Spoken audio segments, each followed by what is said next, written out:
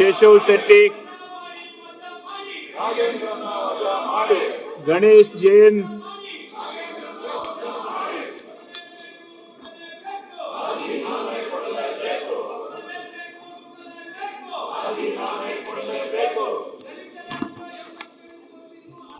ಸನ್ಮಾನ್ಯ ಅಧ್ಯಕ್ಷ,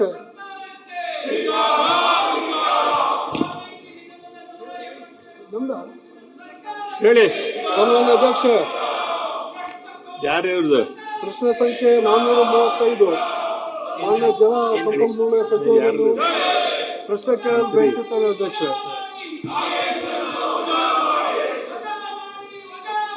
ಸನ್ಮಾನ್ಯ ಅಧ್ಯಕ್ಷ, ಆಗಸ್ಟ್ 11ರಂದು ತುಂಗಭದ್ರಾ ಸಲಹಾ ಸಮಿತಿಯ ಮೀಟಿಂಗ್ ಆಯಿತು. ಆ ಮೀಟಿಂಗ್ನಲ್ಲಿ ಆಂಧ್ರದವರು ನಮಗೆ ಕರ್ನಾಟಕ ಕೋಟ 7 ನೀರು ತಗೊಂಡು ಆದ್ರೆ ಬಚಾವತ್ ಆಯೋಗದ ಪ್ರಕಾರ ನಮಗೆ ಕೆನಾಲ್ ಮಾಡಿಫೈ ಆಗಿರೋದು ಕರ್ನಾಟಕ 750, ಆಂಧ್ರ ಪ್ರದೇಶ 750 ಕ್ಯೂಸೆಕ್ಸ್ ನೀರು ಬಿಡುಗಡೆ ಮಾಡ್ಬೇಕಂತಂದು ಕೆನಾಲ್ ಮಾಡಿಫೈ ಆಗಿರೋ ಕೂಡ ಅದೇ ರೀತಿ. ಆದರೆ ಇವಾಗ ಆಂಧ್ರ ಬೋರ್ಡ್ನವರು ಕರ್ನಾಟಕ ನೀರು ಒಂದೇ ನಾವು ತಗೊಂಡಿದ್ವಿ, ಆಂಧ್ರ ಬೋರ್ಡ್ ನೀರು ತಗೊಂಡಿಲ್ಲ. ಹಂಗಾಗಿ ಎಲ್ಲ ರೈತರು ಅಂದರೆ LLC ಅಂತಂದು ಆಗ ಆ ಭಾಗದಾಗ ಬರೋಂಥ ಎಲ್ಲ ರೈತರು ಈಗಾಗಲೇ ಭತ್ತ ನಾಟಿ ಮಾಡ್ಕೊಂಡಿದ್ದಾರೆ, ಸಸಿ ಮಡಿ ಹಾಕೊಂಡಿದ್ದಾರೆ. ಅವ್ರಿಗೆ ಯಾವುದೇ ರೀತಿ ನೀರಂತೂ ಕೊಡೋಕ್ಕಾಗ್ತಾ ಇಲ್ಲ. ನಮಗೆ ಆಂಧ್ರ ಮತ್ತು ಕರ್ನಾಟಕ ಎರಡೂ ನೀರು ತಗೊಂಡು ಹೋದ್ರೆ ಮಾತ್ರ ನಮ್ಮ ಕರ್ನಾಟಕದ ಭಾಗದ ರೈತರಿಗೆ ಅನುಕೂಲ ಆಗ್ತೈತಿ. ಇಲ್ಲಾಂದ್ರೆ ಬಹಳಷ್ಟು ಸಮಸ್ಯೆ ಆಗ್ತೈತೆ. ಸನ್ಮಾನ್ಯ ಅಧ್ಯಕ್ಷ, ಈ ನೀರು ಕರ್ನಾಟಕ ಮತ್ತು ಆಂಧ್ರ ಎರಡು ಜೇಟಿಯಾಗಿ ತಗೊಂಡು ಹೋದ್ರೆ ಅನುಕೂಲ ಆಗ್ತೈತಿ. ಮಾನ್ಯ ಸಚಿವರಲ್ಲಿ ಕೂಡ ಗಮನಕ್ಕೆ ತಗೊಂಡ್ಬಂದಿದ್ದೀವಿ. ಈಗಾಗಲೇ ಅವರು ಕೂಡ ಆಂಧ್ರ ನೀರಾವರಿ ಸಚಿವರಿಗೆ ಮಾತಾಡಿದ್ದಾರೆ. ಅವ್ರು ಕೂಡ ಭರವಸೆ ಕೊಟ್ಟು ನೀರು ಬಿಟ್ರೆ ನಮ್ಮೆಲ್ಲ ನಮ್ದೊಂದೇ ತಾಲೂಕಲ್ಲ, ಕಂಪ್ಲಿ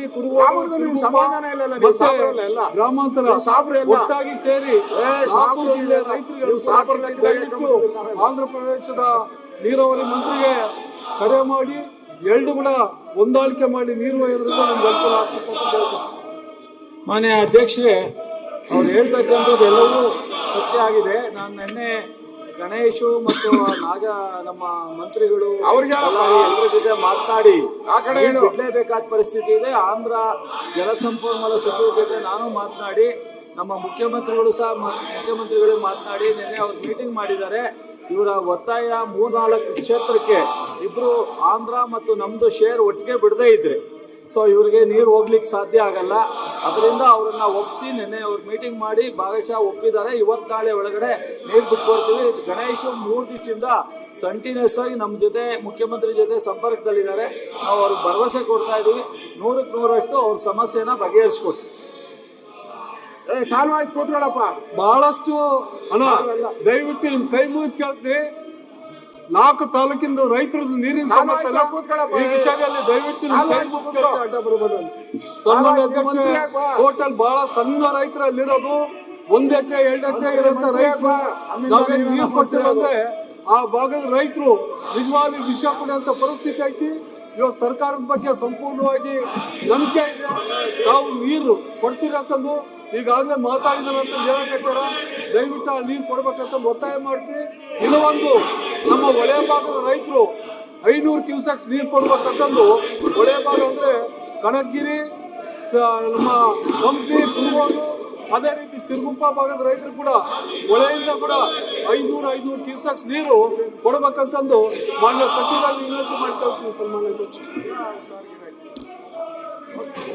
ಅವರ ಸಮಸ್ಯೆಗೆ ಸಂಪೂರ್ಣವಾಗಿ ಕಳೆದ 3 ದಿವಸದಿಂದನೂ ಚರ್ಚೆಯಲ್ಲಿದ್ದೀವಿ. ಅಂತಿಮವಾಗಿ ಇವತ್ತು ನಾಳೆಯಲ್ಲಿ ಅವರೆಲ್ಲ ಸಮಸ್ಯೆಗೆ ಬಗೆಹರಿಸಿ ನೀರನ್ನು ಬಿಟ್ಟು ಆ ಭಾಗದ 3-4 ತಾಲೂಕು ರೈತರ ಸಮಸ್ಯೆಗೆ ಬಗೆಹರಿಸ್ತೀವಿ.